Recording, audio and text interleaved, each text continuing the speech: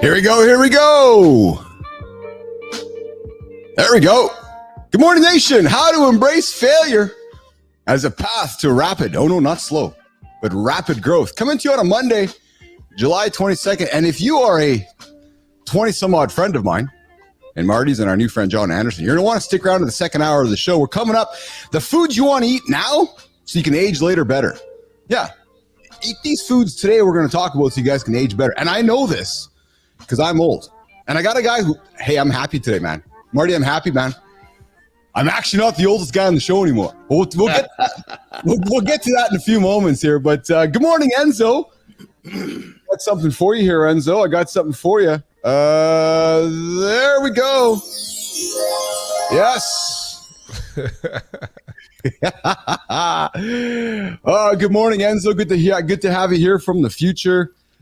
We got some surprises for you here, nation. The show has grown today. Marty, it's growing. We have a new character sitting on the cast. Marty's thinking, okay, so what am I going to say here now? But nation, hey, we got to get John his own soundboard. We got to get John a soundboard. We'll work on it. So we can have soundboard wars first thing in the morning here on Mornings in the Lab. We can do that. I am pleased to tell Business Athlete Nation, LinkedIn Nation, YouTube Nation, Thread, the whole world that our guest on Friday, Marty, it's now Monday, 70 somewhat hours later, and he's still here. He changed his shirt, though. I just wouldn't leave. What are we going to say to that? So John Anderson, so much fun on Friday, and he had so much fun hanging out with me a few months ago in the lab. He's like, hey, Bilous, I want to come hang out with you guys a little more. I'm like, all right. So we've added the trio. The band is growing, Marty. The boy band here in Business Athlete Nation, Mornings Lab Nation is growing.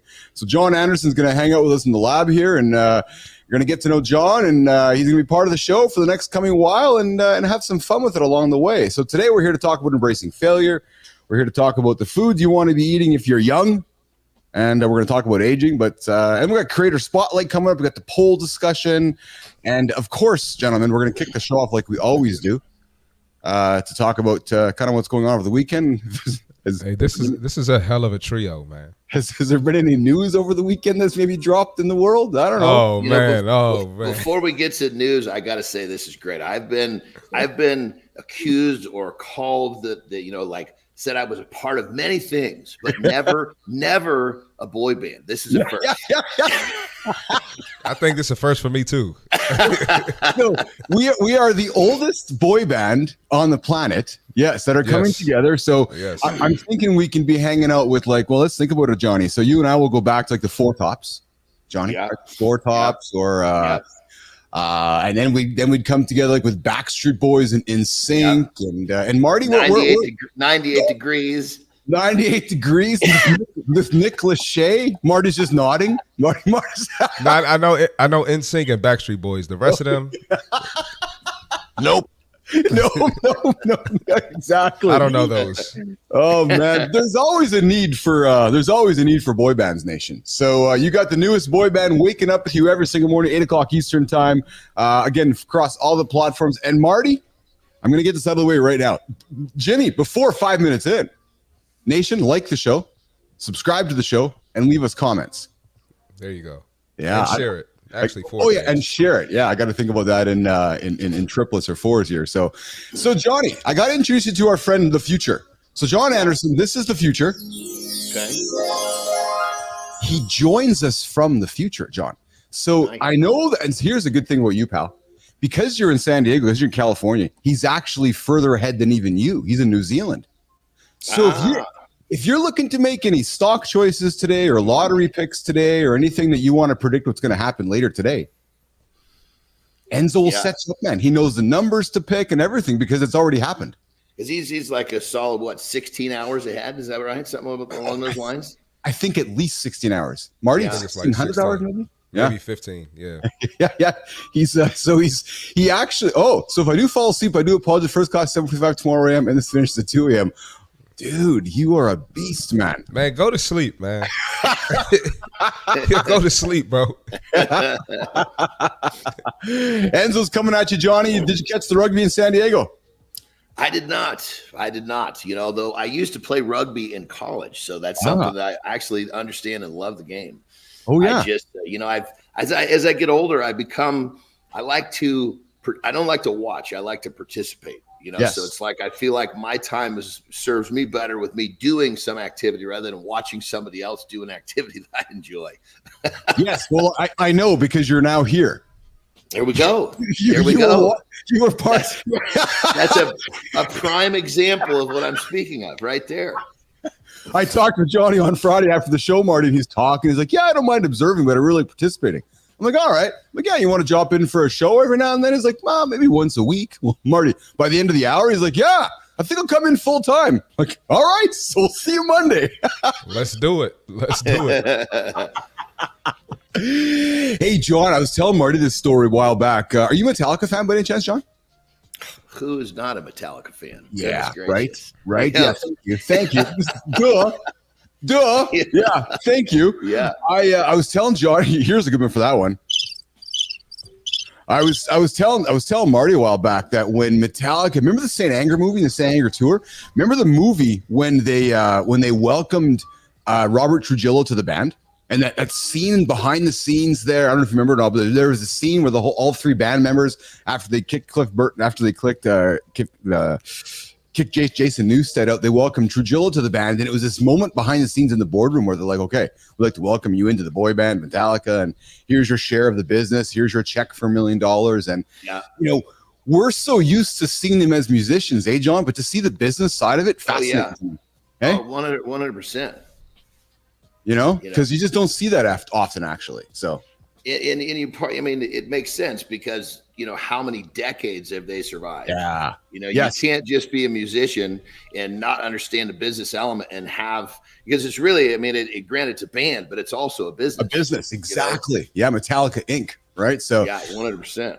We have Donna Alexandra joining us from the future as well. I cannot give you the future sound effect, but Marty, I did pull something out of the drawer today, and I'll use it once for Donna Alexandra. We don't know Donna, but I've introduced a new sound effect, Marty, for the future.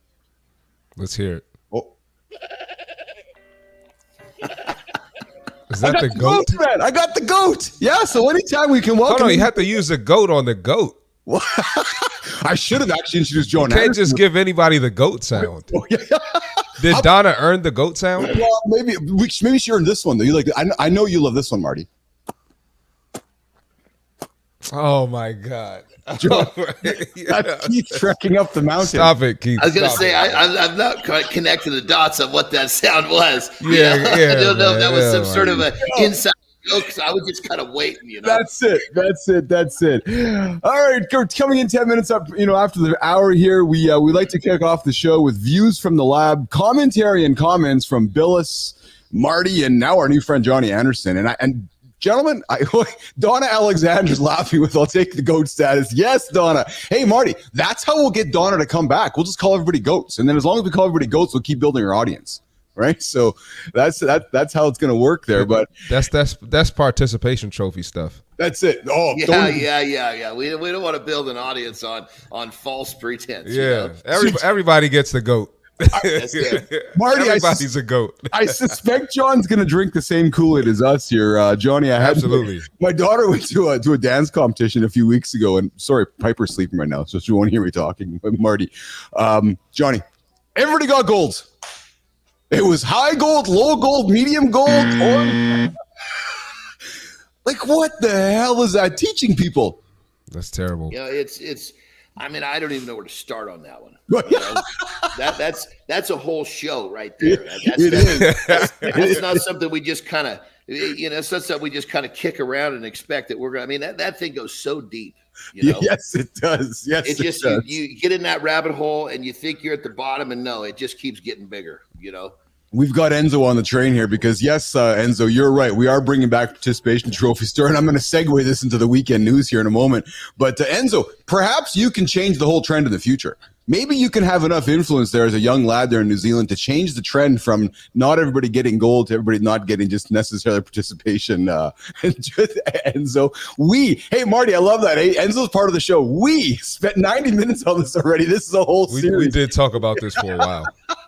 Yeah, and rightfully so, because that was terrible. This is true. Hey, the only morning show to get you going and start your day, the accountability show, Mornings in Lab. Keith, C. Marty, Fit, John Anderson joining you guys. Gents, I know we are not a political show. However, I love when you say however and but, because just cancels everything else before it. You said both of them. So however, but really, however, but so I'm seeing the number of people hanging on. What's he going to say next? All right. So I have some commentary I would like to add to what happened yesterday. We had a candidate leave the race yesterday. Now I'm Canadian, gentlemen, so I can offer commentary and opinions. And this is really fucking mad. Oops, sorry. Yep. Told Johnny can't swear, and I'm dropping one in before 15 minutes in. So I know that my opinion, my opinion does not matter. But I do want to lean on to this idea of leadership, and I do want to lean into a courageous decision that a human had to make this weekend. And I'll leave that there. So I am a bipartisan human. I wear red underwear, blue shirt, red underwear. I like to, make my views known by the issues, not necessarily by a partisan situation. I can't imagine how difficult it was for this human being to reconcile, look in his own mirror, and recognize that it was over. I don't care what political party you hang on. As a human being, you lived your whole life doing one thing, and you have to wake up one morning and recognizing that everything's against you, and that it's time to. But let's face it, he more than likely did not make the decision himself, right? He really kind of had no choice. And I know that, gentlemen, Marty, Johnny, the biggest decision in my life that was made over the last number of years is when I got the call from my previous employer, which is, hey, Keith, you're going in that direction, we're going in that direction. Truthfully, guys, I'll be very honest and vulnerable with you both. I was unable to make that decision.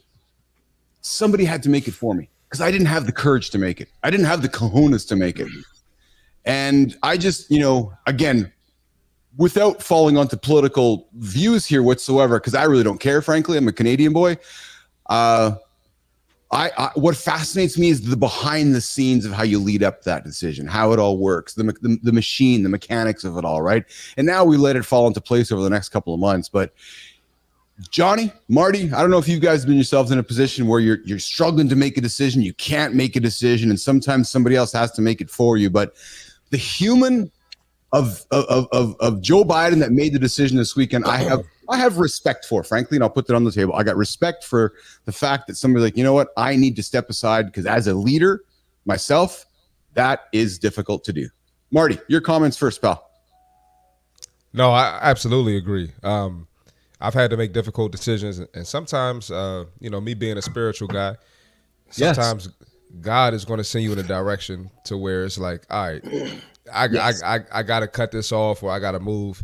And I definitely respect it, but the writing has been on the wall. Let's be honest, man. Yes, 100%. That honestly shouldn't have been a hard decision to make.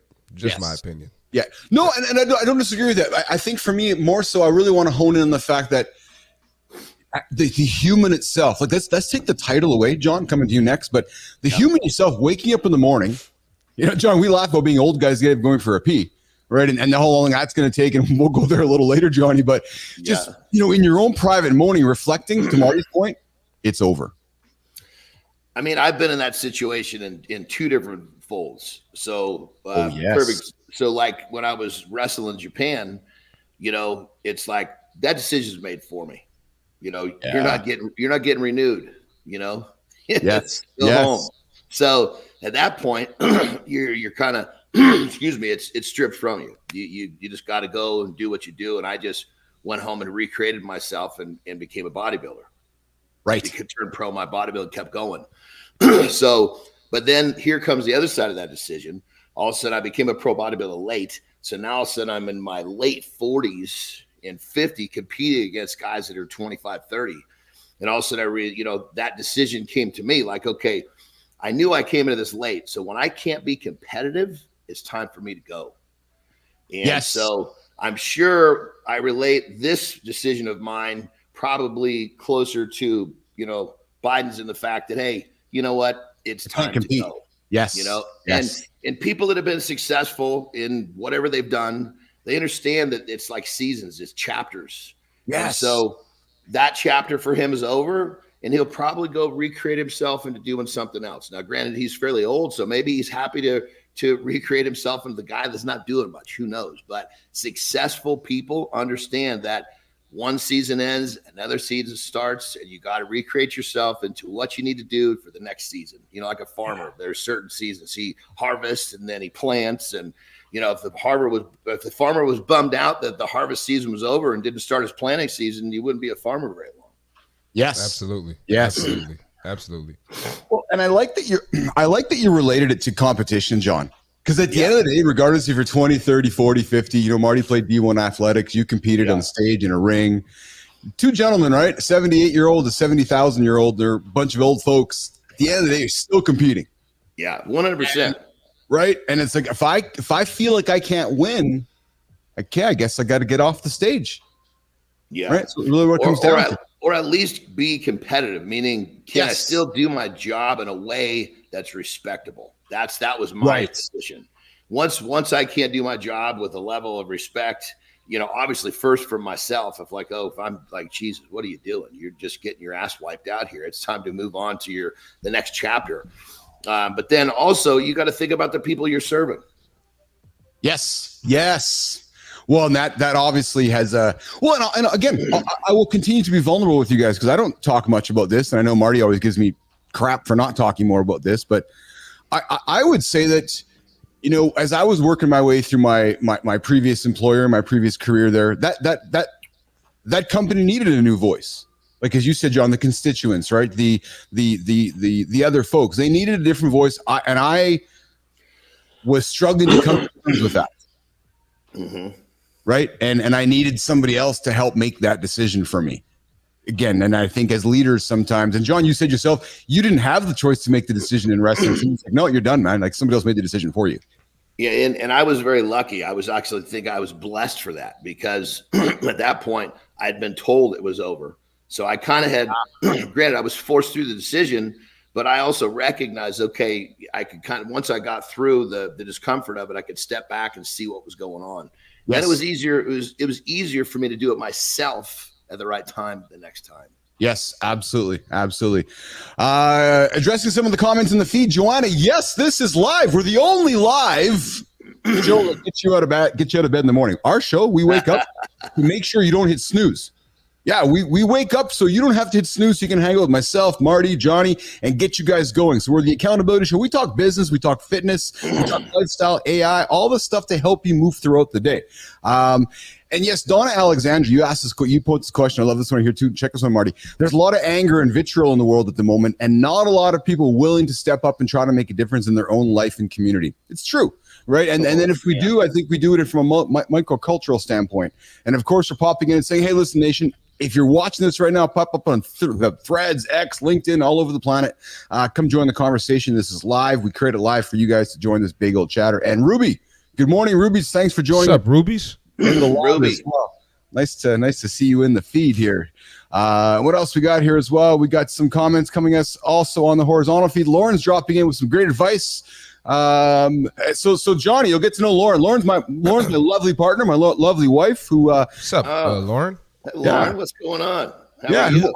Who often when we're doing the show, Johnny, is on the other side of this wall training.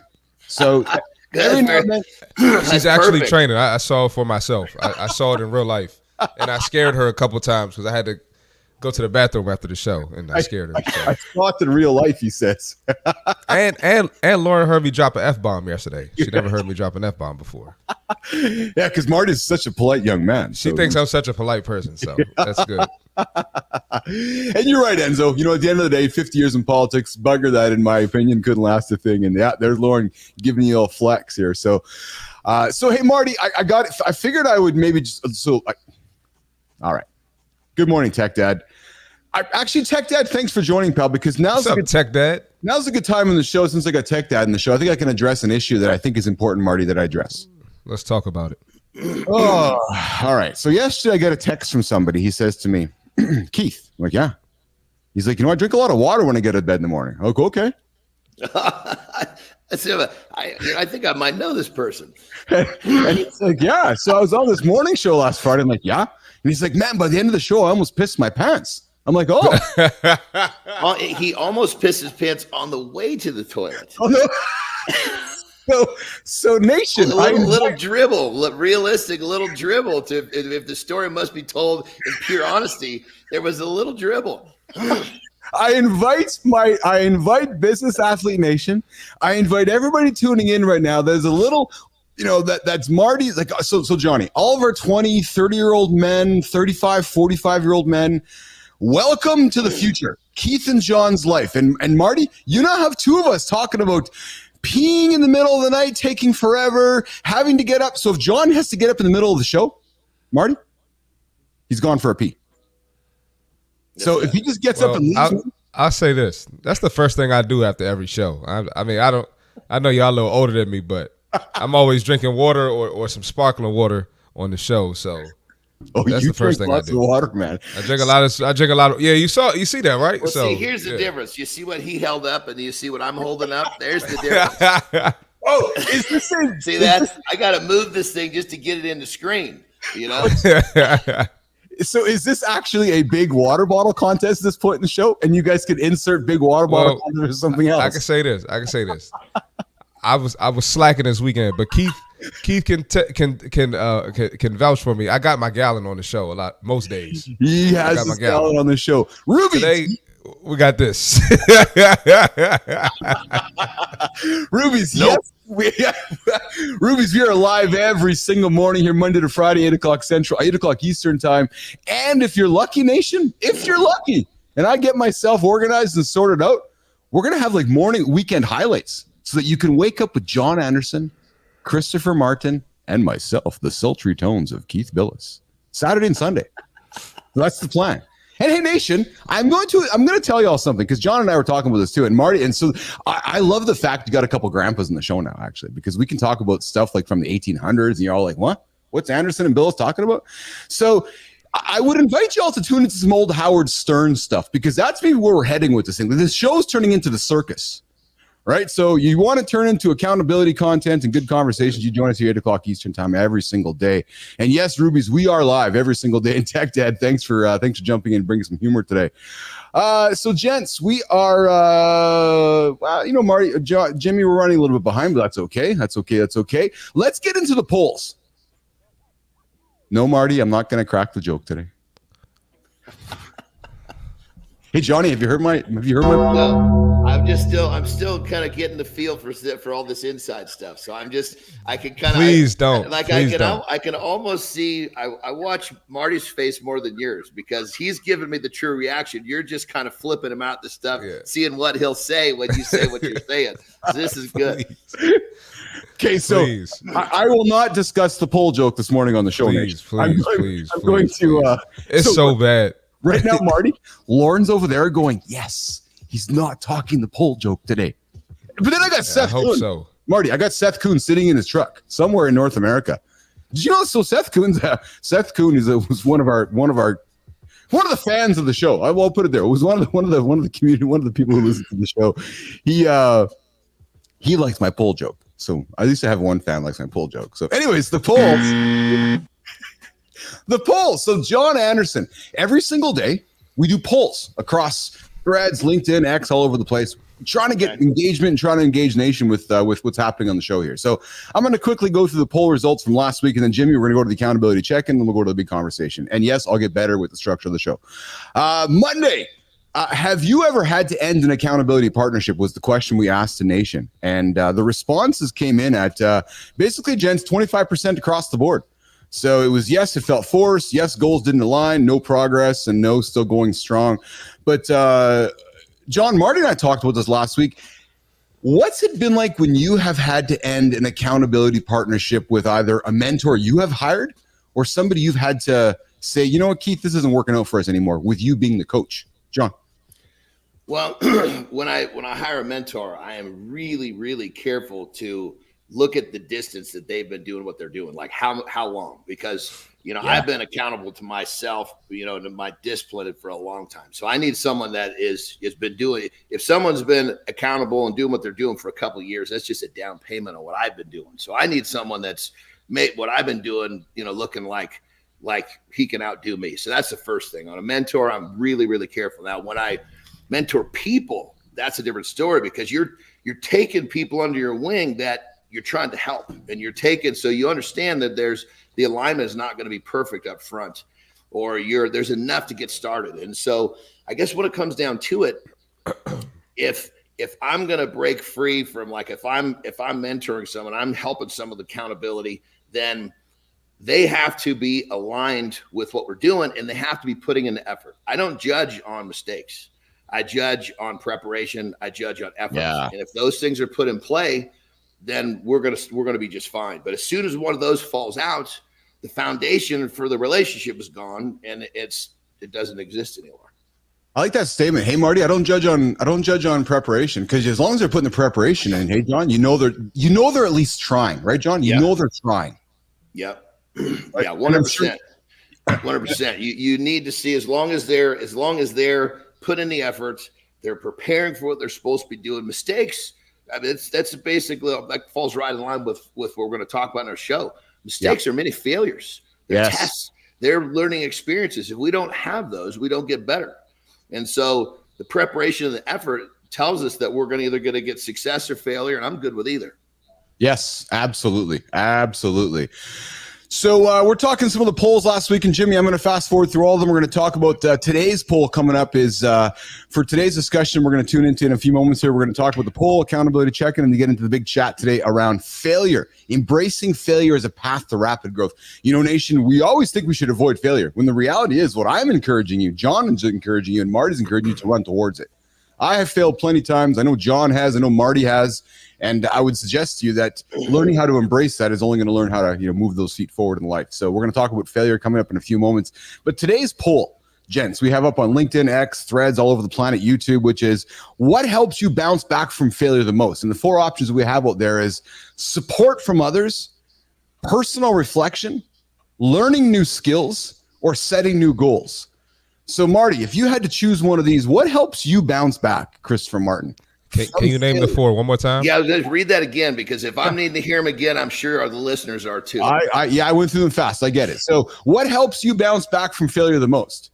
Support from others, personal reflection, learning new skills, or setting new goals?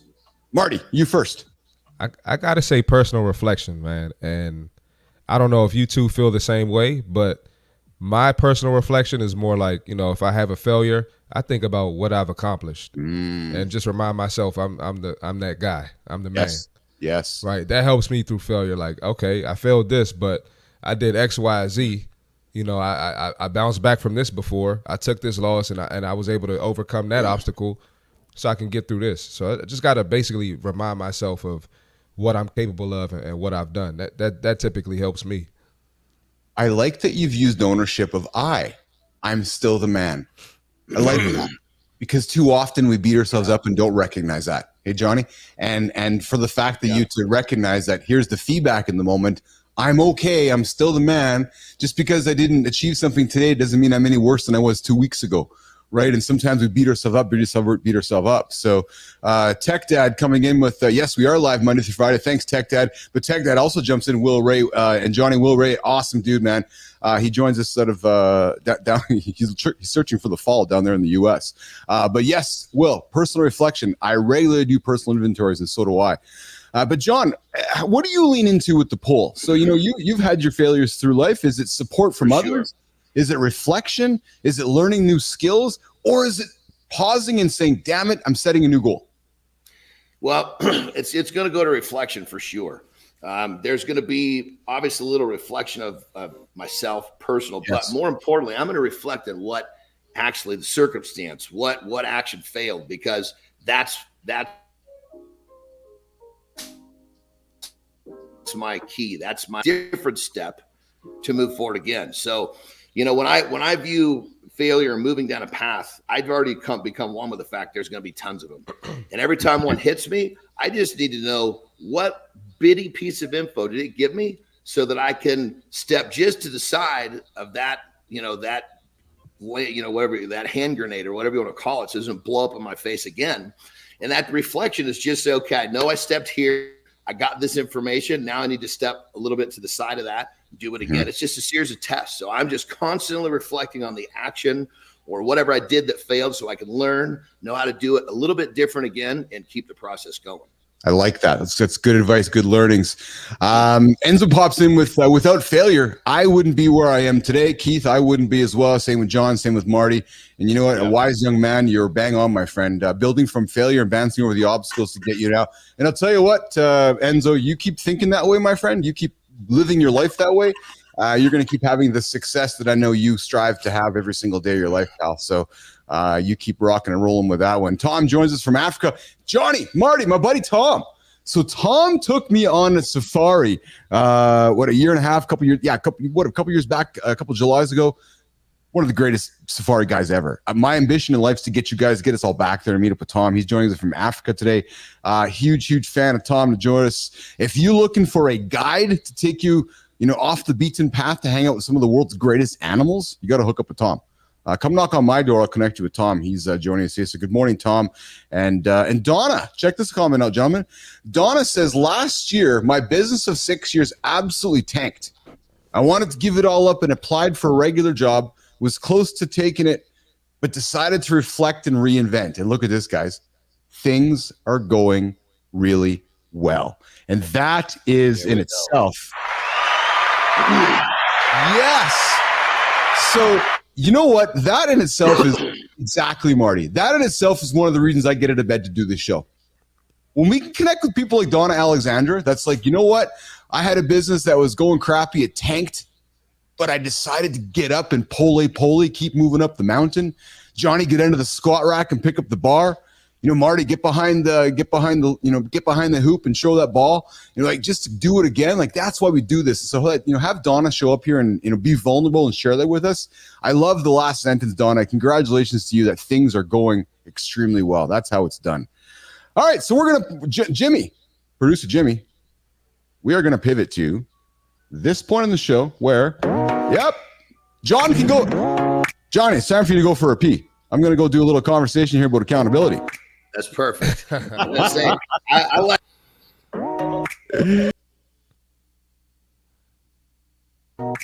His situation. I'm going to get into the accountability check-in right now on the show. And it's now when we are going to talk about this. We're going to talk about failure. Failure is a door, nation. It is a second chance, a things to do better, a second chance to reinvent yourself. Failure is not something I want you to fear. As you start your day today, you start your week today on a Monday, don't fear failure, nation. And don't be afraid or ashamed of when it happens. Don't. Here's the truth about failure. Failure teaches lessons. Oh, failure teaches lessons that success can't. Because when you have success, you're like, oh, everything's great. It's rainbows and unicorns and sunny skies. When underneath it all, that's not real life. Failure teaches lessons that success can't, but it also shows what needs fixing. It pushes us to improve. Failure, feedback, it stings. But then you understand as you're going through the moment what went wrong, how to avoid it next time, ways to lead with more insight. This new perspective, nation, as you're going through your moments of failure is invaluable. What happens to you is you become a better leader. You become stronger, wiser, more resilient. So I invite you to remember this. Success, well, we all strive for it. Success, Marty, it's a poor teacher. Failure, on the other hand, failure is a real mentor. So I'm going to invite you as you jump in and you jump into your Monday, jump into the week, or as Enzo and Tom are jumping into the future, grow into the leader you were meant to be. Embrace the moment. Run towards the failure. It's okay. Because failure, the flip side to failure, it's simply feedback. And feedback, I know you guys, nation, you embrace it. There you go. It's your accountability check-in. And it looks like, wow, the guy's pretty quick, Marty. Did he leave? Yeah, he's gone and come back already. So good job, John Anderson, on the speed, man. Jeez, I didn't know you make that happen. And Enzo comes in with to relate how I deal with failure, and they all come into play just at different stages of the failure process. You're absolutely right, my friend. It's and we got one here, Enzo. I don't know if you guys have noticed, but my brain doesn't work like others around my age. Yes, we are quite aware of that, my friend. I think Enzo's going on 17, going on 27, going on 37, going on 47. Yeah. Not that we talk about age here on the show, but I appreciate those comments, Enzo. But hey, listen, guys, let's pivot our chat to the main topic today. And the main topic, gentlemen, is going to pull it up here on my screen. It is about embracing failure as a path to rapid growth. And Marty, when I was planning the show today and sitting down looking at it, and I knew you and I were going to sit down and chat, and then when I knew John was joining the chat, it struck me that today was going to be a great conversation. And Nation, here's the question I'm going to pose to you before we get into it. Here's the hook. Have you ever felt like a failure? And what if I told you that it's the best thing that could ever happen to you? Today, we're going to start the conversation. We're going to put failure on its head, reveal how those setbacks you're afraid of can become the greatest comebacks. So today, we're going to discuss understanding the value of failure, why it's not a bad thing, and why we want to use it as a learning tool. And Marty, I'm going to start up with you, pal. So I want you to take a second here as I throw a question to you. Is reflecting on your career through high school, college, D1 athlete. Let's dig into this one, Marty. How have you used failure as a learning tool, Marty? Oh man, I could talk about this all day. Yes. We'll start with basketball. I'm pretty successful through high school. Was fortunate enough to play D1, but I ran into some struggles, and I had times where my coach played me. He didn't want to play me, and so my response to that was, I'm just going to be the hardest worker on the team, right? And so there would be times where I would be the last one in practice, getting up shots. And I knew a time was going to come where, coach had to rely on me. So there were games where we were down 20 points and he threw in the towel. He gave up. But I had the confidence to bring the team back and put the team on my back. So the failure of running into obstacles in basketball, it built my confidence, and I was able to help the team in the long run. As far as transitioning from basketball to being a personal trainer, started off working the front desk at the gym.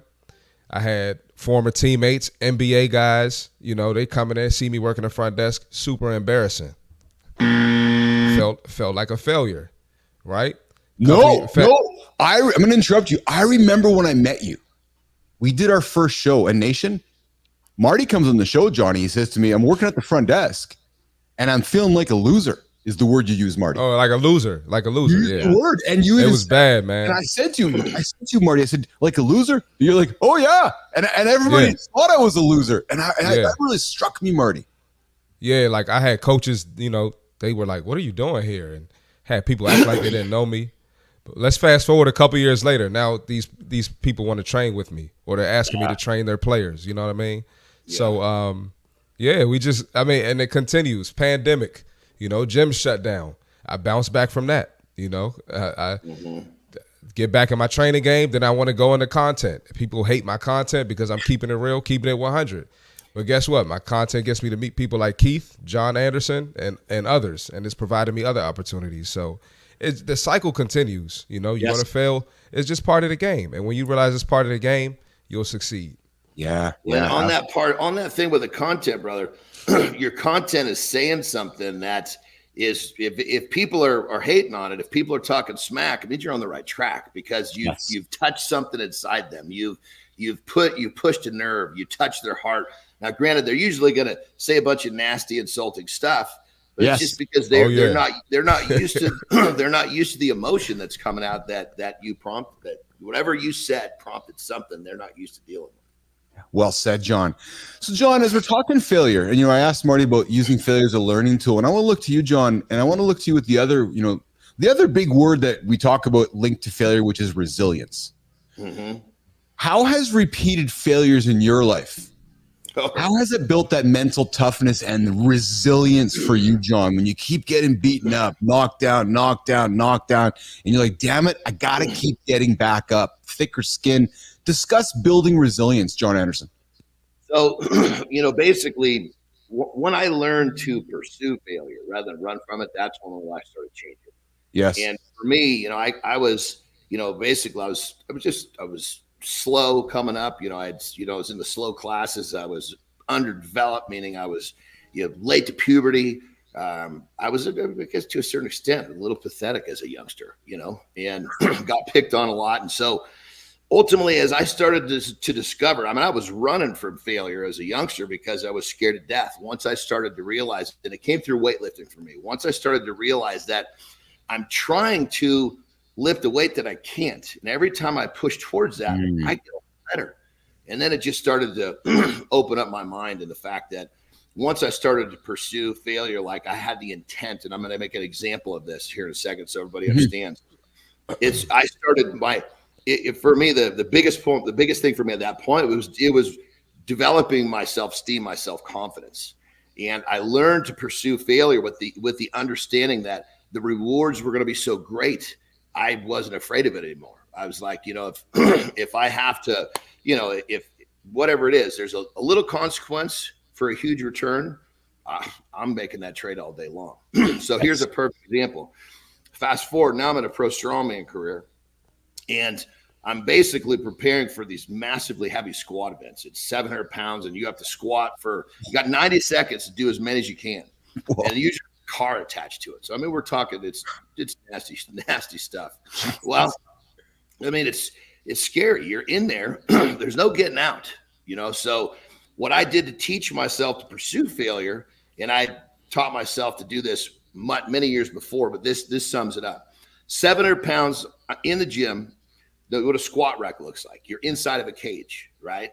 For the safety. So if you go down, there's catch racks. It catches you. I take the hooks, put them on the outside of the rack. So now I'm going to take that bar. I'm walking out I'm outside. Oh, wow. Yeah, I go down. Oh, wow.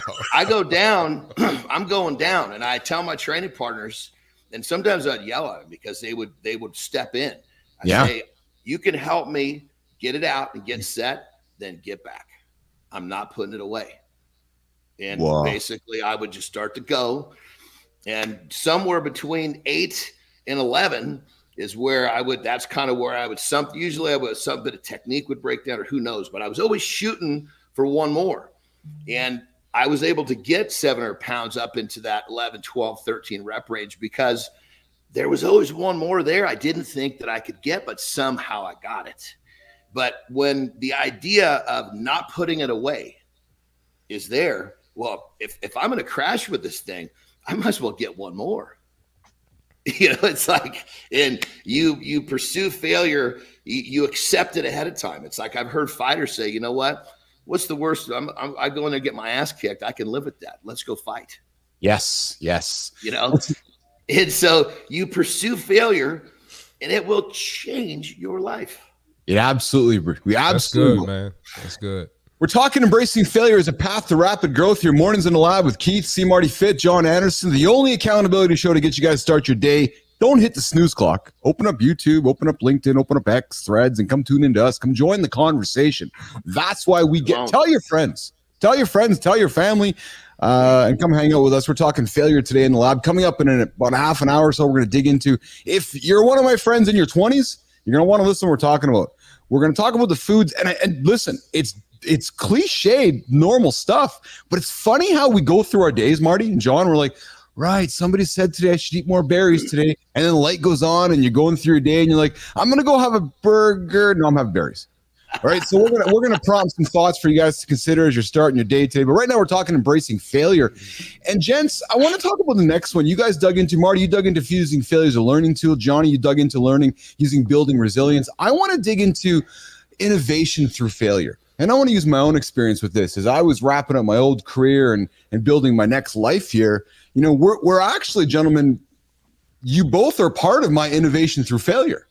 Right now, building this lab, building something brand new, to me, it's forcing me to reevaluate current methods, assumptions, and on what I have thought about as failure as I've went through my old part of life. And I just didn't want to come back and just do something, I don't know, just like John suggested, Keith, if you're just doing a podcast, I want nothing to do with it. But I was going to say, brother, what you're saying is what attracted me to be here every day. Yeah, and I know Marty same thing, right? So it was like you're on a path to fail a lot, but those failures is what we need. I should say we're on a path, but if it wasn't that way, we wouldn't be going where we want to go. That's exactly it. So what you're seeing right in front of your eyes, Nation, is you're seeing a culture being born right in front of you in the lab. That's encouraging a culture of experimentation and risk taking. Yes. So if you right now are starting a business, if you're looking for your next job, or you're getting up trying to get your week started, again, this show is going to encourage you to experiment. It's going to encourage you to embrace fear. It's going to encourage you to run towards that freaking treadmill, because I got to run later today, Marty. Oh, God. And run. Right? It's going to encourage you to get into the squat rack like John Anderson, carrying 700 pounds on his back and going, okay, I'm going to squeeze out one more. And if I fail, at least I tried. Right? So that's what we're talking about here today, which is this idea of embracing failure. But gents, I want to pivot now to practical strategies, Marty, John, about embracing it, reframing it. So Marty, coming to you first again. Talk about reframing failure and using it as a feedback mechanism. You talked about being called a loser. You talked about, feeling really crappy going from D1 athletics to trainer as through your career, but talk about how you had to reframe it, Marty, like literally have awareness in yourself to reframe it from failure to now feedback, and some of those practical strategies. Christopher Martin. Yeah, well, John kind of hit on it earlier. Like, when you get in that failure stage, you're probably going in the right direction. Mm-hmm. It's probably a sign that you're doing the right thing. You made the right decision, right? And so that's the first part. And the second part is you got to really look at your situation. Mm-hmm. If you don't like your situation and you want it to change, you're going to have to get uncomfortable in some way, and failure is a big part of that. So a lot of times when I get uncomfortable, I'm like, all right, I need to fail at something. I need to get a new skill. I need to go to a new city, a new area, get some new clients, a new type of clientele. I need to do something, lift heavier weight. I need to get uncomfortable. I need to fail. So those are two practical methods that help me. That's exceptional. And Enzo joins us here, Marty, to play off that, where Enzo comes up and says, let's start here. He says, I started off high school getting bullied. I bet you we all can relate to this. I know there's periods where I had some bullying going on. I'm sure, John, you said maybe you were. Marty, maybe you were a little bit, but we can maybe even, actually, that's probably even a good topic for a show one day. But, oh, yeah. Talk about how it screwed him up mentally, and he didn't really give a crap about studies. It showed his exams as a low point in his life. Enzo bounced back 4 to 5 years later. He hasn't failed since. Haven't looked back, and he just focuses on the bright things in life. But John, I want to continue the chat, and I want to talk, playing off where Marty talks about. Where again, we're talking embracing failure. John Anderson, how do you create a safe environment for failure when you're coaching your clients? When you're, as you've gone through your career with your peers, how do you create, and how would you encourage somebody to create a safe environment to embrace failure? Well, I think the first thing that a person has to understand in the pursuit of failure is that it's going to be uncomfortable. Yes. And so one of the things that I think to myself, and I'm constantly helping others, is that you have to learn to become comfortable when everything around you becomes uncomfortable. And depending on how people hear it, like sometimes I can tell if I'm kind of coaching, say, or helping an alpha. Yes. I can say to him, hey, when everybody else is flipping out, you got to learn to get comfortable. And to him, that makes a lot of sense because he's the alpha. He wants to be the guy that's in control. Oh. So you got to kind of play to their personality. You know what I mean? Like if it's a beta personality, someone's a little more laid back, I'm going to say, look, don't worry about it. You might not be able to tell, but everyone around you is also uncomfortable.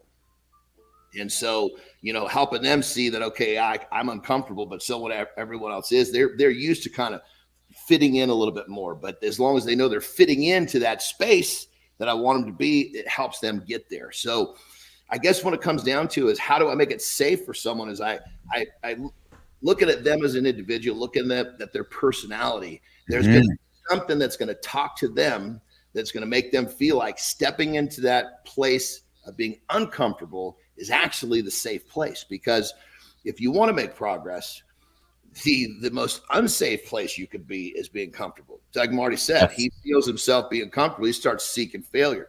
I try to find a way to fail every day.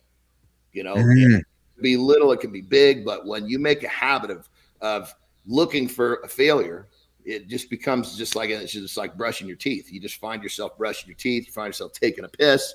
You find yourself looking for some way to fail, because if you fail every day, it's like Marty said, if you're failing, you're on the right path. If you're not failing, you're not learning, you're not testing, you're not moving the needle forward. So the way I say it is, if you're uncomfortable, that's perfect. Now, when you're uncomfortable, learn to be comfortable when you're uncomfortable, and that becomes your new safe haven. I like the fact, Johnny, that you as a coach, because there's coaches tuning in today, there's people thinking about hiring coaches today. And Marty, I just took something what John said, is that you're recognizing that when you're sitting down with your client, that there's going to be a point that they're going to have failure and they're going to require feedback. Yep. But what you've actually anticipated, first of all, is who they are as a human, and what that, 100%. And what to embrace, right? Not necessarily push, but you're like, okay, I'm getting to know Keith. I know Keith's going to be inspired by this, not motivated, inspired by this. So now you're saying to me that I know when you get into this situation of feedback / failure, I'm going to coach you this way. That's wonderful learnings, frankly, because I think we often overlook that, where we just kind of want to put somebody into a box and make it happen a certain way, which is like, well, no, this is going to motivate Keith because he's an alpha, and this is going to motivate Marty because he's a beta, right? And just having that recognition, right? And on that level, when you can coach someone or help someone, whatever you want to call it, help them want to do something versus making them feel like they're forced to. The want is a long-term solution. Yes. The forced, it's just a matter of time. Any creature on the planet at some point is going to say, you know what? I'm not doing that shit again tomorrow. Yes. When you want to, you'll do it every day. So you got to kind of coax and guide them into that path of wanting. Let them see that the path they're on is exactly what they want, and it's comfortable for them to get to that place of being uncomfortable, to learn to be yet again comfortable. Right. Marty, as you're going through, as you've gone through your career as an athlete, and as you go through your career as a trainer, helping people become better, helping people embrace failure, helping people receive feedback. Let's discuss the iterative process and continuous improvement. Like, so you're sitting down with your customers, and they don't hit a set, or they don't achieve a certain goal throughout the week with you. How do you sit down with them and say, it's okay, Keith, man, the big goal is this, but let's sit down and reflect upon what happened today. Let's break it down into a small piece. Let's achieve the small piece so that we can make the small pieces add up to achieving the big goal. Discuss iterative process. Discuss continuous improvement, Marty. The idea of 1% better. I know it's cliche sounding, but man, is it truth, Marty. Yeah. So if we're talking about fitness specifically, I let them know that, let's say I'm training a woman, whoever she wants to look like. I'll go to that girl's Instagram page and find a post of her being vulnerable and talking about it. And I'll make it clear that, hey, you're not going to hit the PR every week, right? You're not going to perform your best every week. Your mile time might be slower, and it's okay. You might miss a meal, or you might end up eating Five Guys instead of eating the clean meal that you're supposed to be eating on your meal plan, because that's, it happens. We're human at the end of the day. Nobody hit their body transformation nobody hit their body transformation 100%. They messed up at some point. You might miss your gallon of water. It's normal. It's okay. But a lot of people, they'll take that loss and they'll beat themselves up and just give up. They'll beat themselves up and go get liposuction, or try to go go to the surgery table. It's like, yo, you messed up one time. Calm down. You know what I mean? Yes. You know, so that's you know, I make it clear that it's okay to be human, and I try not to beat my clients up as long as they're putting the effort in. You know, I'm very empathetic, but if you ain't putting the effort in, no, we're gonna have a different conversation. But you can't say that things aren't working and you're not putting the effort in. But I love that you said the same thing John said. As long as what you're saying, Marty, as long as you're trying, you have your full support. Yep. You're just saying, Keith, show me you're trying, man. Because I know if you're trying, you got my support. And Donna jumps in. And Marty and Johnny, I know you're new to this whole thing, but Marty, we have I think we might have to move the show down under. We have a following in the future, man. Like we have Gareth joining us from the Gold Coast. We have Donna Alexandra. I forgot about Gareth. Yeah, you're right. Donna Alexandra joining us from Tasmania, New Zealand there. The algorithm has sent me to a lot of weird places on YouTube, but I'm really glad I stumbled across this tonight. Super motivating stuff. Donna, that is freaking exceptional. And I'm going to give you, hell, Marty, I'm giving her this, man. Yeah. She gets a goat. She didn't even earn a goat. Hey, look, Donna, I'm hating. Donna gets a goat, and on the first day, I'm hating. I downloaded the goat sound effect right before the show here today. And she's the first person you gave the goat sound to. So now we know Donna Alexandra forever, Marty, is the first goat on the show. The first goat on the show. I love it. First goat on the show, joining us from down under. But again, I appreciate everybody tuning in. And Donna, I'm really glad you joined in this morning, and I'm drawing you in so I can keep you up a little longer here. But gents, we are talking about overcoming failure. And Marty, you talked about the small wins. Johnny, talk about building confidence. Yes, small wins. And what I want to lean into this one, especially on a weightlifting side of things, this one fascinates me, right? So we get under a rack or we lift up weights and we're like, okay, so I can push, pick around. So I'm going to go bench press 250 pounds and I'm good at it. And then all of a sudden you take this little 2.5 pound plate, little teeny thing, right? And you put it on each side. It's 5 pounds, which is not a lot of weight. Then you can't do it. And you're like, oh my God, I can't do it because these are little tiny things. And then a week later, you do it. That to me is the example of confidence through small wins. Well, talk about, John, the confidence of small wins. In the small win thing is absolutely key. There's no question about it. But one of the methodologies that I coach and I teach when it comes to weightlifting is don't look at the numbers. Yeah. You look at the effort that you bring. Like, did you go in and, let's make a quick example. Most people go in and they do bench press on Monday, International Bench Press Day. Yeah, I did today too. If they don't hit a certain number on the bench press, they're all bent out of shape. And their mental position on what they're doing takes a dump. And then the next 30, 40, 50, 60 minutes that they're there, they have a shitty workout.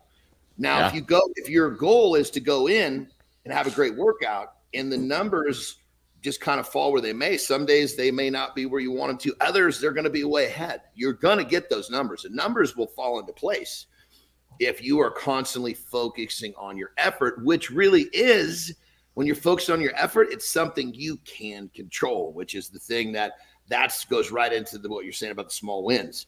If you focus on the stuff you can control, you are going to stack up many wins. Like, perfect example, I'm a big connoisseur of 3 easy wins right out of bed. Drink a big glass of water out of bed. There's the first one. Second one, maybe you walk out to the kitchen and you've already got the coffee maker set for the night before. You just got to push the button. There's your second win. Maybe your third win is you've already got your clothes laid out for the day. So all you got to do is put them on. But you're starting off with these easy, quick wins, and you stack them up. And the crazy part is your brain backs you up on this. Every time you do something, even though it's real easy, it's checking a box. Your brain will release dopamine, which is they call it the do it again drug. So every time you get a little easy win, it's going, okay, where's the next one? So you planned 3 to start. You're going to find yourself looking for the 4th. And then when you get into this mindset of looking for wins, you're in a better place mentally. You're able to push through your day more effectively. And when you stay in that space, you're going to see opportunities, not problems. Yeah. Hey, I want to add one thing about the small wins. Since we were talking about bench press, I had a conversation with a guy last week, and he was like, yeah, I haven't bench pressed in 5 months, but I was doing like 335. I only got to 225 today. I'm like, you haven't bench pressed in 5 months. Yeah. The fact that you're here bench pressing is a small win. Like, don't let this mess your whole day up because you aren't where you were 5 months ago. I don't know why you took a 5-month break, but Beating yourself up. It's still a small win that you got in here. You're getting back on track. So that goes right along with the small win conversation and building. Showing confidence. up was checking the box. Exactly. Exactly. That's it. Yeah. Speaking of showing up, welcome everybody tuning in here. It's start of the second hour here, 9 o'clock Eastern time. It's Mornings in the Lab with Keith C. Marty Fitt and John Anderson. Welcome you all tuning in this morning as you're going through your YouTube feed. It's funny, Marty. I can tell when alarm clocks are going off around North America, man. 7:58. So 8:58 Eastern time, 8:59 Eastern time, 9 o'clock Eastern time. All of a sudden, yeah, exactly. Numbers start coming in. So Good morning, nation. You're here with Keith C. Marty Fitt, John Anderson, the only accountability show to help you get your ass out of bed. Don't hit the snooze button. Today we're talking about failure. Get up on Monday. Get up today. Run towards the fire. Run towards something you hate. Run towards something you feel you're going to fail at. And then I invite you to come back tomorrow to the show and tell myself, Marty, and Johnny what it was. And then we're going to say to you, hey, good job winning. Because you won just by walking towards failure today. Because tomorrow is a win. Because tomorrow's going to come anyways, right, John, Marty? Like tomorrow's coming. You can't stop it. You can't stop it. So whatever you're afraid of today, nation, run towards it. So we're going to wrap up our conversation on failure before we let John go for a pee again, and we get to our second half topics on conversations around the foods you need to eat, nation. So if you're in your 20s, you're one of our young listeners tuning in today, like myself, we're going to give you the foods you need to eat so you can age appropriately. I was waiting for that from Marty, but we're going to wrap it up. John, Marty. The contrarian view. We are all about telling people to run towards failure. Goggins is about running towards failure. Andrew Huberman's about, failure. But gentlemen, is failure always necessary? There's criticism of the fail fast mentality. There's the potential downsides of the fail fast, fail often approach. Burnout, constant failure, beating yourself up, the dark side, mental illness, all of the addiction, all of the bad things that hit somebody in the head after they've been banging their head against the wall over and over and over. And they're like, you know what? I just can't keep failing, Keith, because it's killing me. Johnny, you started off this time. Is failure always necessary, John Anderson? Well, I believe that failure is always necessary to stay inspired. And if someone is banging their head against the wall, like you said, they're saying, I just can't keep failing, they're missing the idea behind it.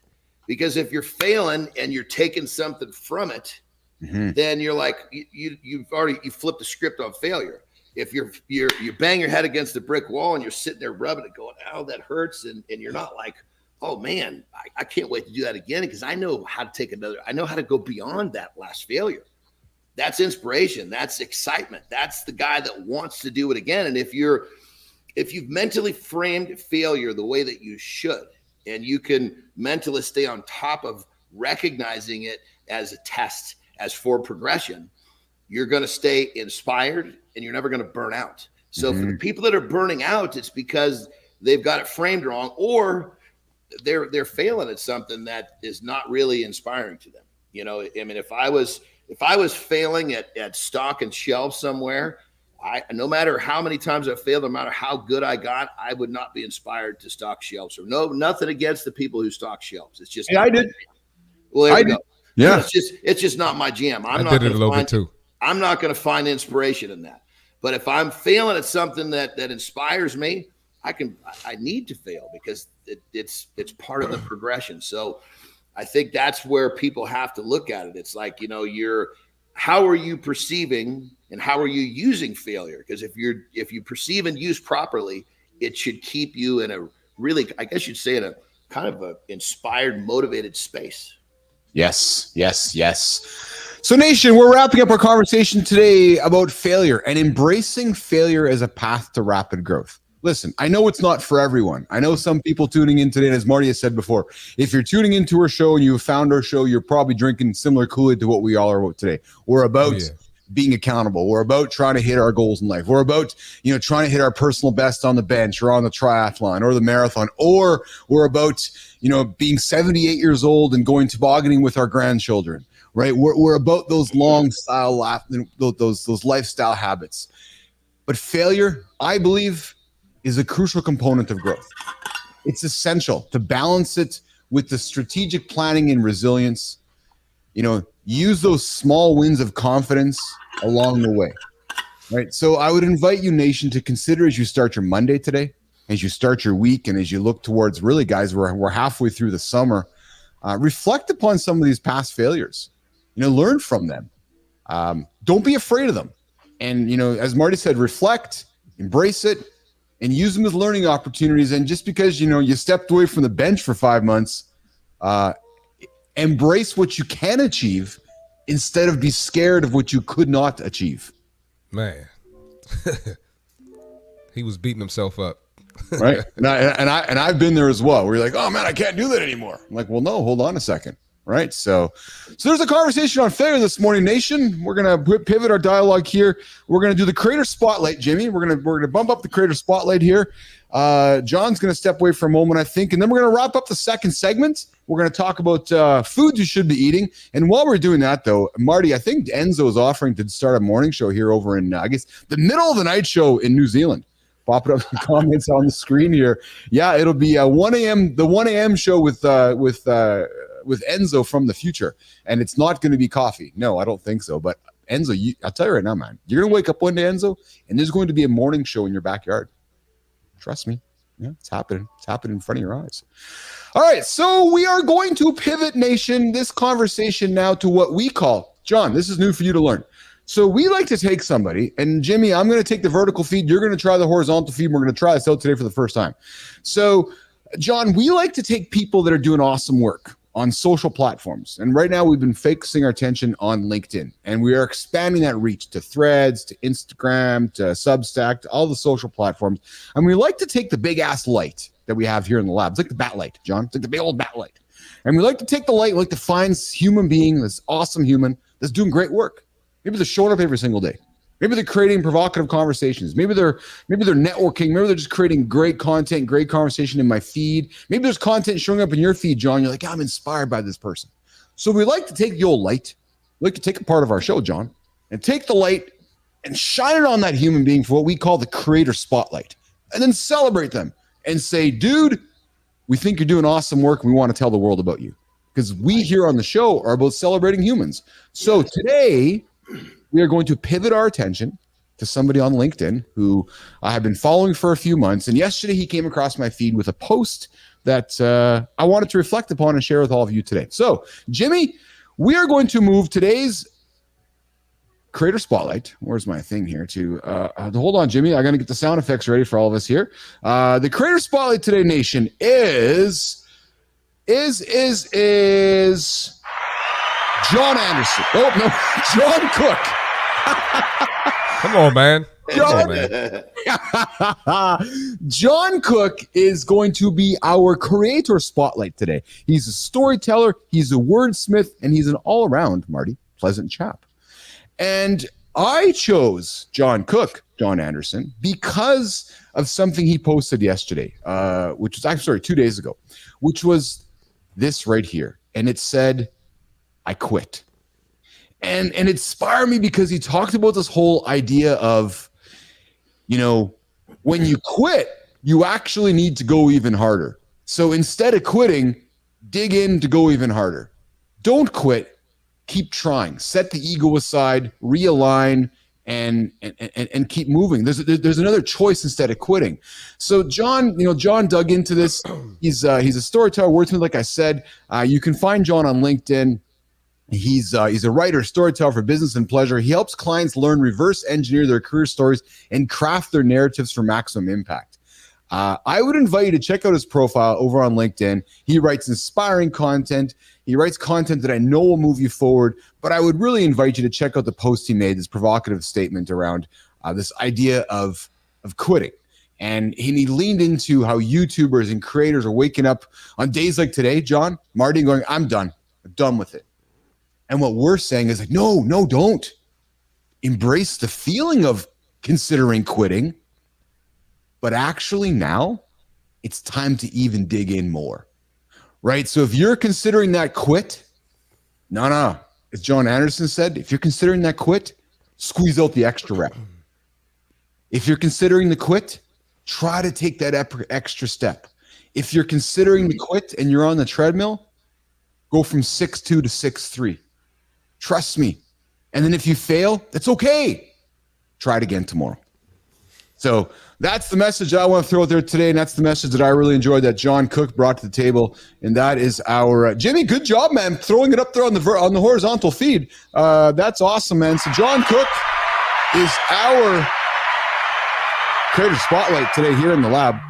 That's who we're going to shine later. And Nation, we're going to get better at this. We're going to find people across all the platforms. And John Anderson, you know how we do this, man? To bring people in. Right? I feel if we can celebrate others, they're going to come back to our show and they're going to go, oh my God, they're celebrating us on the show. So that's the whole point of it. But we are going to take Marty. Good show so far? Oh, it's a great show, man.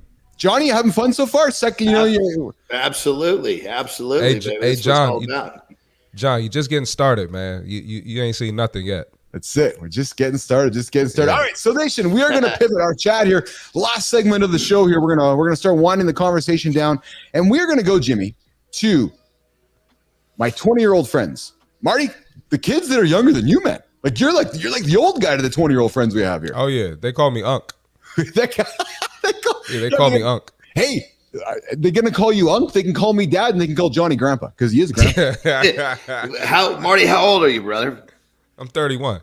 Oh, Jesus. Let's go. That's a great age right there. Which is perfect because we're going to talk about 10 foods you must eat in your 20s to save your health for later in life. And Nation, you have 3 of the right guys to be having this conversation with you right now. You got Marty, who's 31. You got this guy here who's a young 52. And you got the other guy on the screen who's an old 52. He's only 2 months. He's 2 months. Marty asked him the question. I said, how old are you? Like, oh, January 1st. I'm like, yes, I'm now the young guy on the show. So, well, the medium guy. The medium guy. Your birthday's on New Year's resolutions? I can't wait for that episode with John. Man. There you go. I can't wait. So 10 foods, Marty, Johnny, that we are inviting folks to consider eating. And these are obvious ones. But again, our ambition here is you're starting your day today. You're planning your lunch. You're going, oh, where am I going for lunch today? What am I having for dinner today? You're thinking, should I go to Five Guys and crush a burger? Let's start number 1. Nation, Johnny, Marty, do not forget those leafy greens and those berries. Talk about leafy greens and berries, guys. Are you a leafy green guy, Johnny, or are you a berry guy, Johnny? You know, when it comes down to it, if it's a single ingredient food, that's the first question I'm asking myself. Is it single ingredient? I love it. Once you've crossed that boundary, you're inside the single ingredient arena, if you will. It becomes much more difficult to make a bad choice. Oh. So it's kind of like, because for us to progress as humans, we have to ask ourselves questions. It's really easy for us to figure out what's going on when we ask ourselves questions. And when you basically ask that one question, is this a single ingredient food? And if it is, you step forward. If it's not, you step back. That one question is a game changer. So to answer your question, leafy greens and berries are both single ingredient foods. So those 2 right there are easy piece of the list. I love that. And Marty, Lauren's listening right now. She's cheering. She's cheering John right now. She's loving it. I know she's loving it. Cheering John right now, going, yes, single ingredient foods. Right. So Lauren strives, and love my baby. She strives to live a long-term health lifestyle. Right. So always focusing on those long-term decisions. Right. So when I know she's hearing you speak about the single ingredient, because Marty, she's like the ingredient, like policeman. She'll like pick up the label and read it all. And it's like, all right, I don't understand the science behind this word. I'm putting it down. Right, Johnny, you're cheering Lauren on there too, because you're like, if there's more than one ingredient, I'm putting it down. So Nation, Go grab some Go grab some greens today. Go have some spinach. Go have some blueberries. No fiber bars. No. Yeah. You stepped in the wrong arena if you're eating a bar of any kind. Oh, I can agree with that. Hold on there, John Anderson. Oh man. Oh God. Are you going to hold me accountable to this one too, Anderson? This is a half-pound peanut butter cup. Man. Actually, okay, I saw that. Hold up. First off, that's not even food. That's chemicals. We're talking about food, aren't we? Hey, can I mute Anderson at this point in the show, Marty, or do I got to keep listening to the guy talk? No, you got to keep listening to him. And I saw that on your desk when I was up there. Yes, I know you did. That's the biggest Reese's peanut butter cup I've seen in my life. It's massive. That's one? No, John, it's ridiculous, John. It's crazy. It's 225 grams of pure goodness, John Anderson. Like it is crazy. So you know how big a hockey puck is? It's actually bigger than a hockey puck. Yeah, it's ridiculous. So I'm going to. That's 220 grams of pure future diabetes is what that is. So can you turn it around? Can we see the nutrition label? No, because Lauren's going to come down and beat me up. The chemical. Let her come beat you up then. Would you like me to read them? Yeah, read it all. You can't read the ingredients, so try to read the ingredients. You can't read them. That's the way we got to go. Because I'm old. Oh, do we need Dr. Labby on the show so we can check my eyes, Marty, so I can read them? we would need a chemical engineer to read those ingredients. So, Nation. So, is it at this point in the show that I admit to Marty and John that I've actually crushed two of these in one sitting? Oh, boy. Somebody call the Undertaker. Oh man.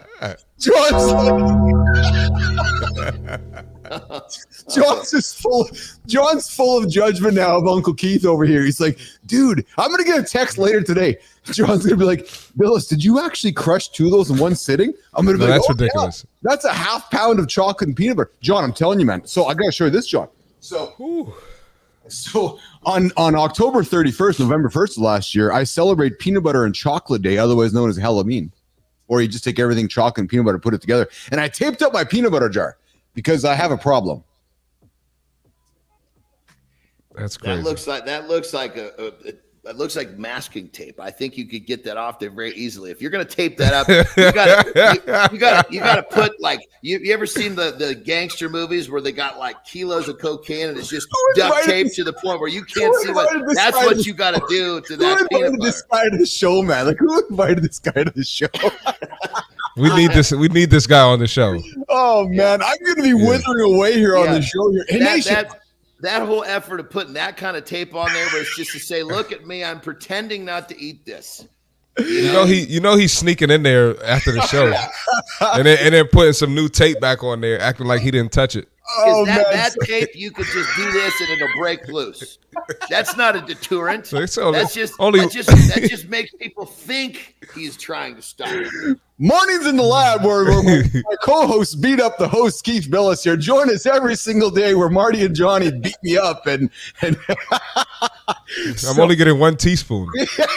You know what? When I met Lauren, she's like, "Yeah, Chocolate's Adam's peanut butter," and she says Chocolate. So I had never had Adam's peanut butter before, and I freaking love the stuff. It's literally just crushed peanuts. And she gives this teaspoon, Marty. It's like the smallest teaspoon. It's like the size of my nail. I'm like, really? She's like, "Oh yeah, that's all you need for peanut butter." I'm like, "Are you kidding me, dude? Give me the tablespoon." Oh yeah, just crushing tablespoonfuls right of peanut butter. I just love it. Peanut butter is the greatest invention ever made is peanut butter. Goes on everything. So hence I got the problem here. But anyways, we're gonna put the peanut butter aside and keep our conversation going, nation. Don't eat too much peanut butter in your 20s because you're gonna have problems in your 50s. Trust me. Oh yeah, you're gonna have to add a whole other 17 minutes to your morning after your coffee to go get rid of the peanut butter out of your body. But that's a whole other. We will welcome back David Sowers from Royal Restrooms for that conversation, Marty.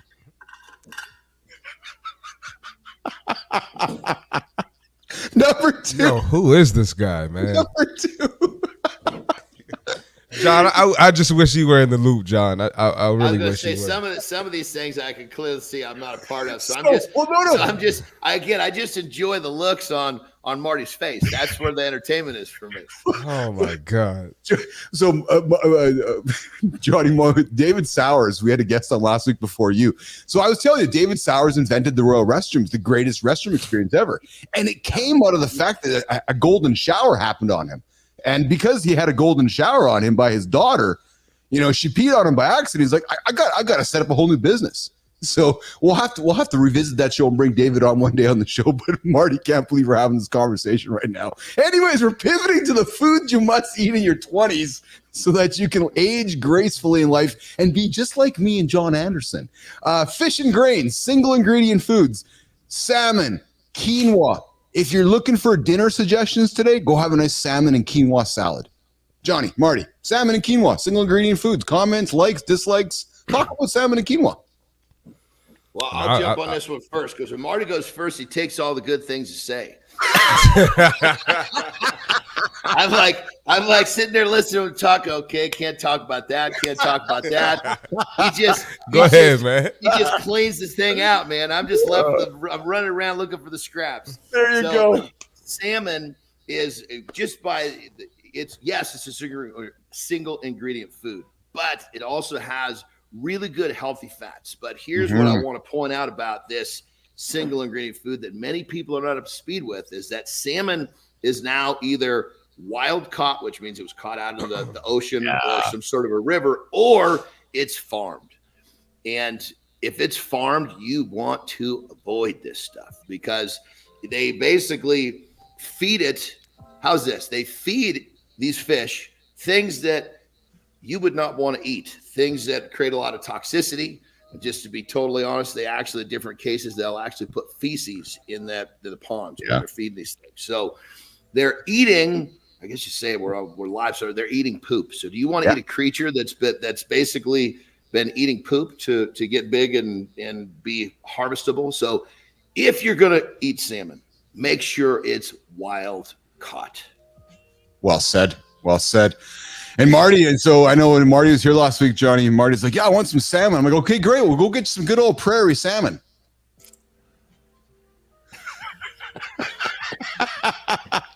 Marty. I don't think that's what you said.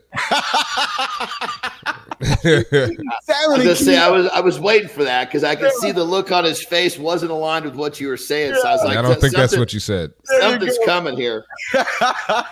Marty, quinoa. Are you a fan of quinoa, my friend? Some people love quinoa, some people don't. But are you a quinoa person? Because quinoa, I think, is one of those undiscussed kind of superfoods that are out there that are rich in vitamins B, complete plant-based protein, rich in dietary fiber, not fiber one, but quinoa helps manage weight and blood sugar levels due to its low glycemic index. Are you a quinoa fan, Marty? Every now and then. Not a big quinoa guy, but I order it or I cook it every now and then. But not really my number one. I'm more of a rice guy. That's just my preference. Good for you. But like you just mentioned, a lot of benefits from quinoa and that protein.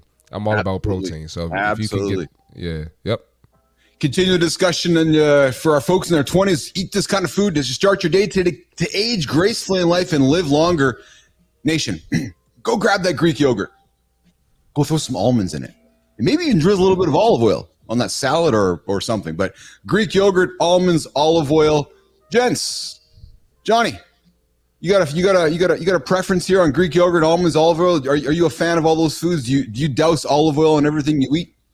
Olive oil is a great one. However, there's another little hack here is that there's been quite a lot of oils in general, like avocado oil, olive oil, that are turning out not to be what they're saying. There are a lot of these cheaper oils. We're finding that there's oils that we don't want to ingest that are basically doubling for that olive oil or the avocado oil. So yes, I'm a big fan of oils, but just like salmon, you've actually got to make sure you understand what you're buying.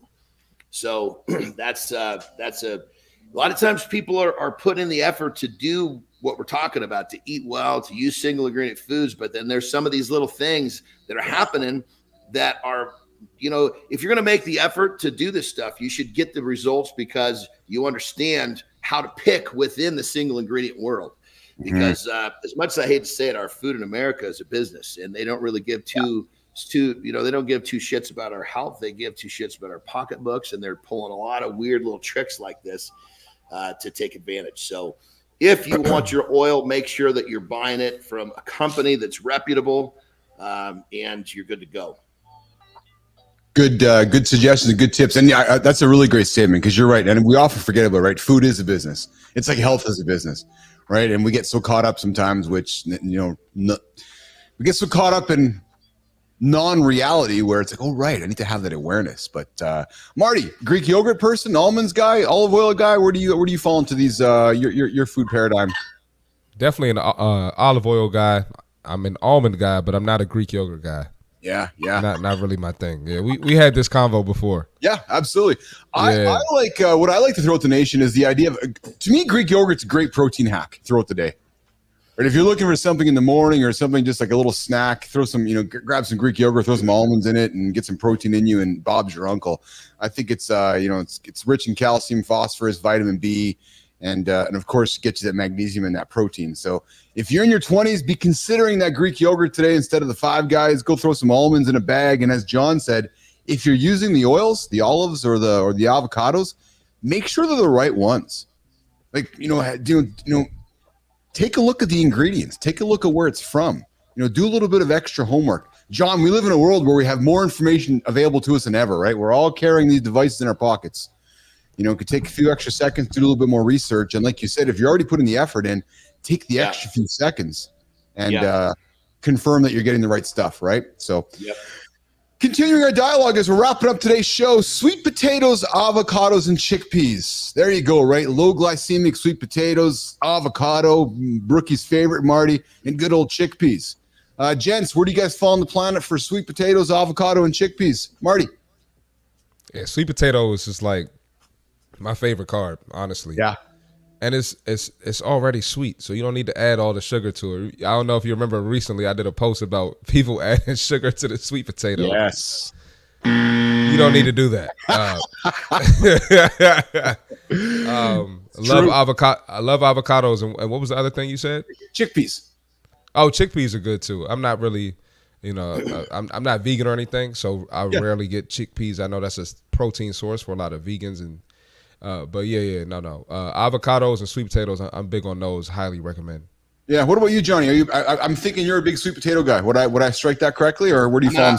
I'll put all these in the you check these boxes. They're all great foods. But I want to jump to a quick little tip for those obviously buying avocados. We know they're expensive, especially as food's gotten expensive. A lot of times they have these bags where you can buy a number of them in a bag, but they're not really ready to eat, right? And so you buy these in a bag, they're cheaper, and they're going to last a little bit longer, but you want to go home and you want to eat one in the next 24 hours or so. So if you take that avocado that's not ready to eat and you put it into a basket with onions, it will ripen so fast that you'll be able to, so you could buy that bag that's not really ripe. And you're thinking, most people think, shit, I can't eat this for a week. Yeah. And then they all get ripe at the same time and you're trying to get them all down.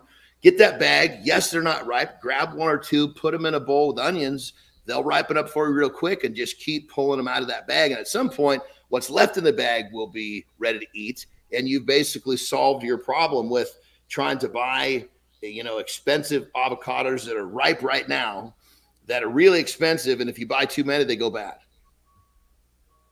Life hacks and gym hacks and food hacks with John Anderson. That's a good hack, man. I never knew about that, Johnny. Marty, throw your avocados in your bag of onions if you want them to ripen quickly.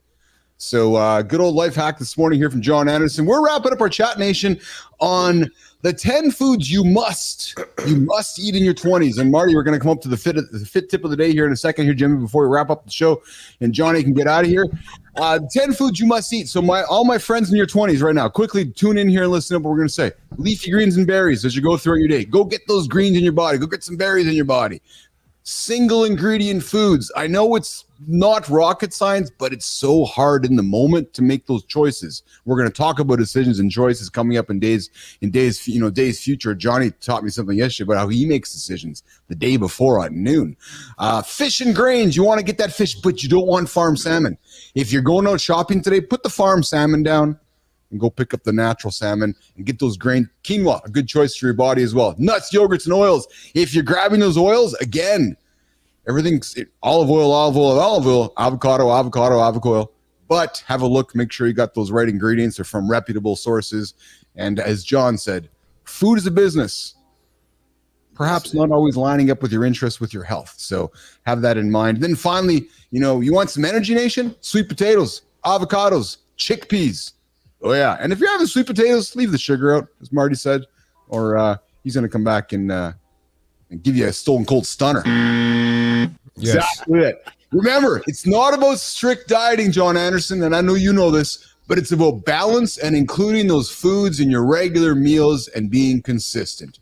Even if you're older, even if you're old and ancient like myself and John, incorporating these foods into your diet can still provide significant health benefits. You know what? I'm going to speak for myself and John. If you're tuning in right now and you haven't made these choices before, it's never too late to start. Right, John? It's never too late to get started. Absolutely. Right? Absolutely. Right. So if you want to make that change, man, and you're going, I feel like I got a heavy gut today. Well, then make the change, or come knock on my door, come knock on John's door, Marty's door to help you out. So we're going to wrap up our conversation on the foods you got to eat. And Marty, we are going to do this, my friend, right now on the show. Nope. This one. Let's do it. Let's do it. Let's do it. Bring Let's it on. do it. Let's go. All right. We got the fitness tip for the day. All right.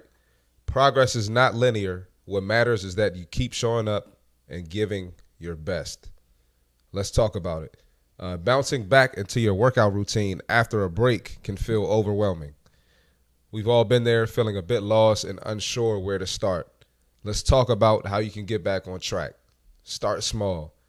Don't overwhelm yourself by jumping back into intense workouts. Begin with the lighter exercises and gradually increase the intensity. So if you fall off and you are lifting 300 pounds, don't go back right away trying to lift 300 pounds right away. Give yourself some time to build back up. Set realistic goals. Define achievable milestones to help track your progress. This keeps you motivated and focused. Prioritize consistency. Consistency beats intensity. Even short, regular workouts can make a difference over time. You're better off doing 40 minutes 5 times a week than going in one time for 2 hours every other week or every month, once a month. Find enjoyable activities. Choose exercises you enjoy to make the process fun and sustainable, whether it's running, lifting, or yoga. Find what you love. Stay accountable. Share your goals with a friend or join a fitness group. Accountability partners can help keep you on track. It's okay to fall back sometimes. The trick to success is getting back in the game and moving forward. That's the fitness tip for today. All right, there you go, nation. Christopher Martin, C Marty Fit. We bring it to you every single day. The C Marty Fit tip of the day, paired with our accountability tip. Yes, sir. We're going to be giving Johnny Anderson his own segment coming up as well once we sort that out. But that tip is to get you guys moving. The tip is to make you think about what's going to help you get through your day today. But gents, we are at the point of the show where we are here about to say goodbye. It has been Christopher Martin, C Marty Fit. It's been a lot of fun today, man. Our first Monday with John Anderson on the show, and I'm going to put it up to him. John, how was day one, my friend? It was great. It was exactly what I was thinking it was going to be. And the best part about it is it's only going to get better because we get a little bit better every day. That's exactly it. And you know what, Marty, final words from you too before I wrap it up. Yeah, John, you got a lot to learn, man, about this guy, Keith. So I'm looking forward to it. It's going to be fun, brother. It's going to be a lot of fun, nation. So listen, we invite you to tune us in 8 o'clock Eastern time right here on YouTube, X, LinkedIn. If you're tuning in right now, come back to see us tomorrow. You find all of our content. Subscribe to the channel, Mornings in the Lab. Subscribe to the channel, comment, like it, share it with your friends. Marty, I'm getting better, man, all the time. Every single day. Tomorrow, we got a show to talk about. Tomorrow, guys, we're going to talk about longevity life hacks, using AI to live a healthier life. We got Ashley Gross joining us on the show tomorrow. She's an AI expert, Marty, just like prompt stuff. And we're going to teach John Anderson a few things tomorrow on the show about AI and how to live a longer, healthier life using AI. And then Matt Freed's going to join in, and I'm going to sit back, guys. And I'm going to have 3 trainers on the show. I'm going to have Matt, I'm going to have John, and I'm going to have Marty. We're going to talk about how you can stay fit and get yourself in shape while working from home. So if you're a remote worker, hybrid worker, and we always talk about there's no excuse not to take care of yourself. With AI tools that can save you time and hybrid work environments, there's actually no excuse to be a lazy ass in 2024. So we're going to wrap it up, guys. Thanks for tuning in today. Enzo, Donna Alexandra, Will Ray, Rubies, Lauren, Tom to join us. On the horizontal feed, we got Enzo and everybody else joining in today. I appreciate all your company. I appreciate all the love and attention. And we'll see you guys. We'll see you guys tomorrow, 8 o'clock Eastern time, right here. John, let's go for a pee, man. I got to go too. We'll see you guys later.